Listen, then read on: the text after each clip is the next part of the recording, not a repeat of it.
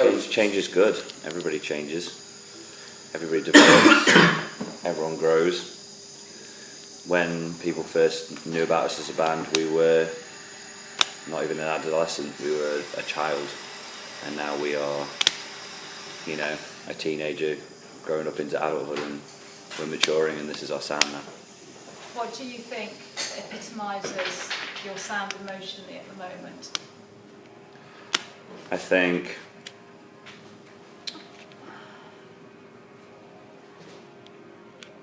I can't decide that for someone. I don't want to tell somebody what we sound like. How do you feel when you're playing your music? Really good. Lovely. Elated. Really happy, actually. I feel empowered. I feel like I'm strong, independent. I feel like I'm 50 feet tall, made of diamonds. Yeah, that's good. Same. White, bright diamonds. It's empowering music. It's positive. Yeah, we try. We've changed. Our new record's just so much more positive than the old one. There's so much more to be positive about. I think within the band, we're much happier, and I think it comes across in the new songs, doesn't it? They're all kind of we wrote in major keys for the first time. We dabbled in it on Never Die, but we really wanted to kind of make this a really uplifting and positive record rather than kind of one that dwells on the negatives and the problems. It's more of a solution thing. I think I'll go there. Said my bit. Yeah, we've definitely ironed out bruises. There's something else going on there. We're happy. That's it, yeah. I think it just comes across a lot more in our music that when we are happy, we write happy music. When we are sad, perhaps we don't. So obviously everything's a lot more positive now. This badger. I know. Yeah. Your face me. Yeah. We kind of had a member change, and we got Matt in, and just the whole kind of vibe change. We all went from not knowing whether or not this is what we wanted to do anymore, and kind of it being almost a chore to tour, certainly a chore to write. It went from that to just a completely. It was like I'd just started my first band. When Matt joined, it was kind of so. It was just. I know I keep saying positive, but it really was. It was kind of a new lease of life, and just we wanted to, almost start over, start again as a band, and kind of not really. I wouldn't say we'd disregard everything that we've done prior, because obviously we were proud of that at the time. But I think now we really are moving forward into the band that we want to be. Nothing's really holding us back anymore, and we're really happy, and it is coming across in the music as well. So we definitely hear that. Yeah. Yeah, it's like your sound underwent a big sea change. Really.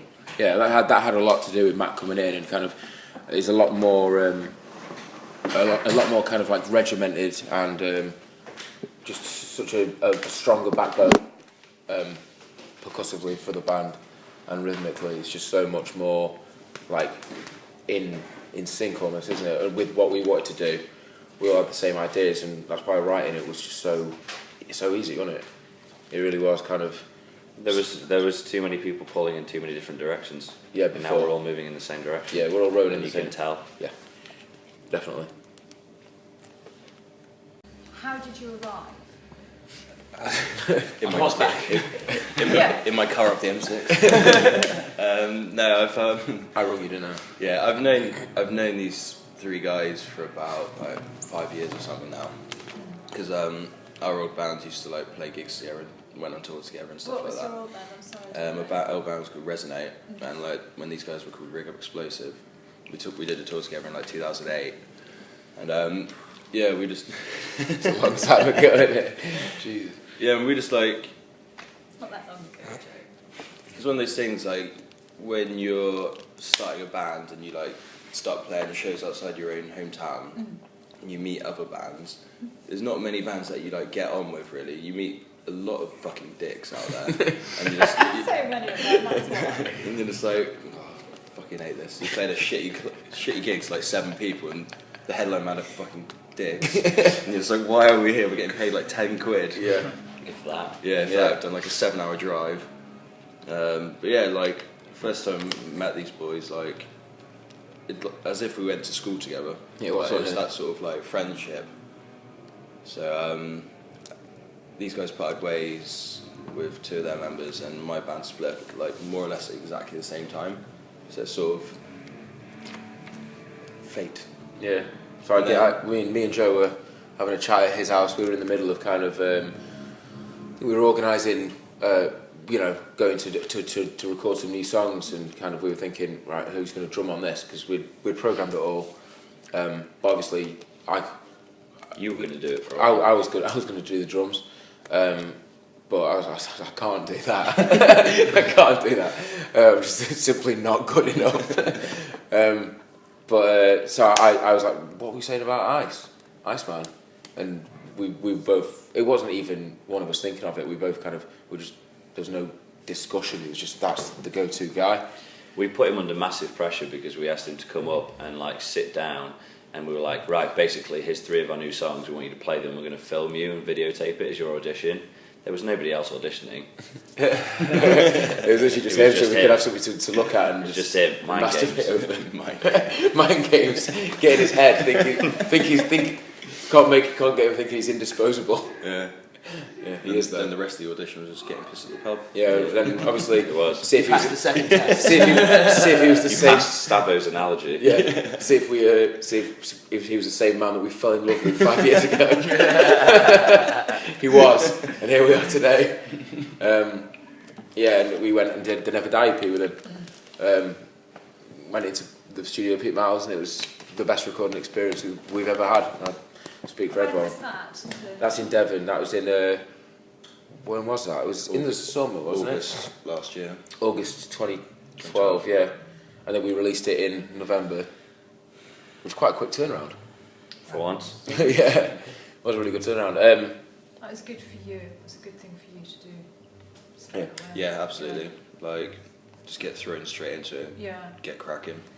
Like, No waiting around, was there? no, full steam ahead. And then we released the Never Die EP.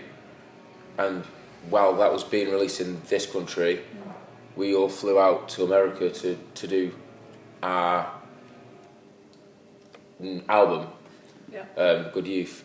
And so Matt really was kind of thrown in at the deep end. It's like, right, yeah, mate, you've just quit your band, and now you're coming to LA for a few months, and Can't fathom it, yeah. yeah, it was just all happening in such a whirlwind, didn't it? It was just something.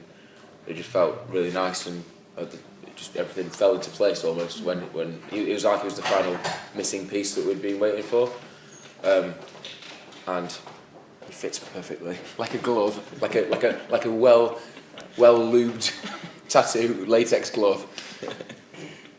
Yeah. Do you remember, Joe, that the first time that you guys clicked with your new lineup? Yeah.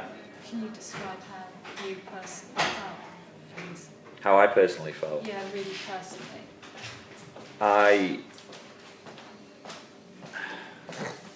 I personally felt. I mean, there was an element of relief, but it was mainly. There was a lot more hope, because I personally was pretty much done with the band at that point. Before we had Ice join, I think all 3 of us were. In fact, the only reason I think that we stayed as Blitz Kids and under that name was because we didn't want to let down the fans that we already had, and me, Jono and Nick always want to be in a band together, so we figured that we would just stick together. And I was just tired at that point. I was really tired of fighting. I was really tired of arguing and tired of being belittled and made to feel shit. So I just didn't want to do it anymore. And then Ice came up, and at that point I'd been to LA, I'd demoed some songs, and I'd taken them to major record labels, and I'd been turned down by everybody. So I was just pretty much at the point of like, yeah, it ain't gonna happen. And then we asked Ice to join, and I think it was the moment when we all drove down to the studio, because the songs had already been pretty much written, but they were like halfway there, and we all drove down to the studio, Pete Miles, and we had one evening before we started recording the EP where we were just like, let's just figure it out and like see what the songs are sound like before we go in and record. I don't think any of us really like thought about the pressure that was actually on. You know, we were starting recording the next day and we didn't actually have the stuff finished. But we were like, right, first song, and we'd go in and all four of us set up on our equipment, and I was in a little vocal booth and you had your kit up and everyone had their headphones and stuff, and we were like, okay, well this is basically the song, and me and Johnny would play it to them, to Nick and Ice, and then they just kind of, for the first time in our life as a band, the rhythm section just connected and like worked together, and it was like, yeah, it was amazing. It was amazing. It was like all the doubts I had about whether I even wanted to be in a band anymore, just for the first time in about like 3 or 4 years, I enjoyed myself I was enjoying doing music. I didn't feel like I was doing it for a job or doing it to make money or doing it for any other reason other than I loved doing it. And like, we went outside for a cigarette after we'd finished one track. We were like, how about we try something like this? And we did it in like 5 minutes and it just worked and the chemistry was just there. And we went outside and had a cigarette and we're like, well, we've done that song, haven't we? That was You're Dead to Me, the first track of the EP. And we were like, well, that one's done, isn't it? Had a fag, talked about what we wanted to do on the next one, thought, yeah, that'd be cool, let's try it. Bang, next one, 10 minutes. It's ridiculous. It was amazing. You must have felt That's why we called it Never Die, because it was our last ditch attempt to see whether we could do it or not, and it was, you know, ironic that we called it Never Die because, you know, we were about to and it saved us, so yeah. So do you think that because you guys had reached a point where you were feeling almost final, did you feel that kind of Phoenix effect, the kind of release in your new sound? For me, it was literally just the case that everything got so much easier.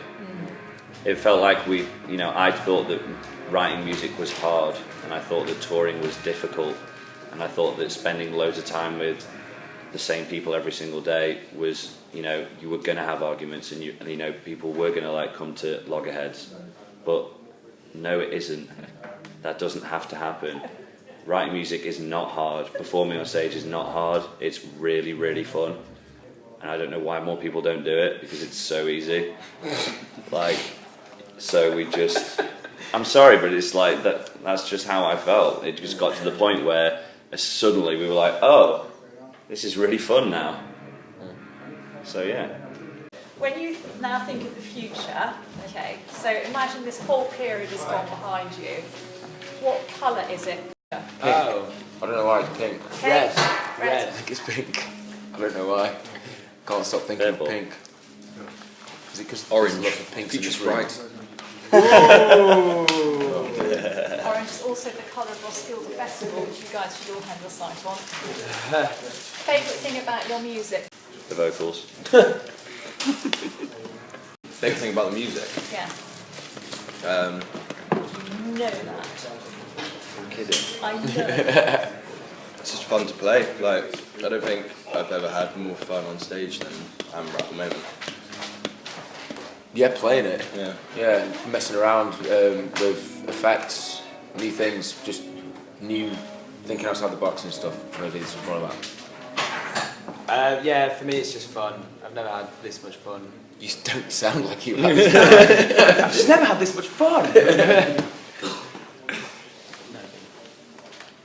Favourite thing about the music is that it's ours, finally.